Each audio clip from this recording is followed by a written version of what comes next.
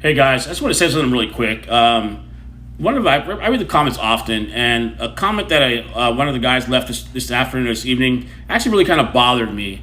He had said that I was one of the videos I did, and he had said that I wish all of us knew this so we can kind of fight back, and that was on my mind all night. And so I come out with all this legal jargon and this and that. You take it to federal court, none of that matters as long as you are complaining about a constitutional deprivation. How you word it, and they try and do something called a 12B, where they spit it out for technicalities, for technicals. If you're going as a pro se litigant, you're not an attorney. You're not held to the same stringent standards as an attorney, syntax-wise, procedural-wise. All you have to do is complain about something that's a constitutional deprivation, and it happened under the color of law. And here's the Supreme Court decisions that back up what I'm saying. Okay, you're not held to those same technicalities stuff, right? It's ridiculous.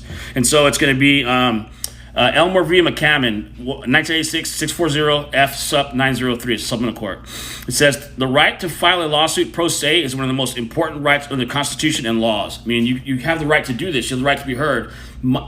Irregardless of your technical terms and your training, you're not attorneys. I mean, they go to school and they're trying to intimidate you that way, same as police officers do. Okay, and then it's going to say here also, but in Pickens v. Pennsylvania, pro se pleadings are to be considered without regard to technicality. Pro se litigants' pleadings are to be held to the same high standards of perfection. Pro se litigants are not to be held to the same high standards or perfection as a lawyers. That's Jenkins v. McKeith, 395 U.S. 411, 421, 1959. That's just another backing up what I'm saying again. And then it says here in Pickens v. Pennsylvania Railway, 151 F2D 240, Third Circuit Court of Appeals. The plaintiff's civil rights pleading was 150 pages and described by a federal judge as inept. Nevertheless, it was held where a plaintiff's pro se in a suit for protection of civil rights, the court shall endeavor to construe plaintiff's pleadings without regard to technicalities. Meaning, okay, so he had his 150 pages of just gibberish, but they still had to acknowledge the fact he was a pro se litigant.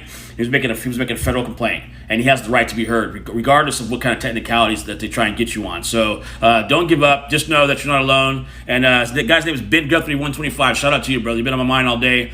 I hope that answered your question somehow. Message me if not. And if you guys are familiar with how to set up a podcast, please message me and let me know, because I'm clueless. I'm setting up a podcast. So I'll get back to you guys soon. Thanks for the support, and let's continue the fight, guys.